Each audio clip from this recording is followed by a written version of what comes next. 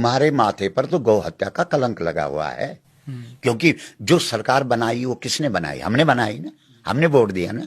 तो अब अगर सरकार गाय काट रही है तो उस व्यक्ति को भी पाप लगेगा कि नहीं लगेगा जिसने वोट दिया? और आप जानते बीफ एक्सपोर्ट में हम कहाँ खड़े हैं आज? बिल्कुल प्रथम स्थान पर पहुंचने वाले हैं।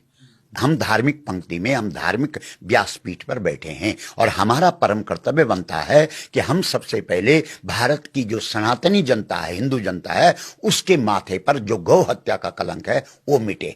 और वो गौ हत्या का कलंक तभी मिट सकता है क्योंकि हम समझा रहे हैं लोगों को कि भाई तुमने वोट दिया, तुम्हारे वोट से सरकार बनी, सरकार ने गौ हत्या की, तो पाप तुमको भी लगा कि नहीं? क्योंकि समर्थन तो तुमने किया है।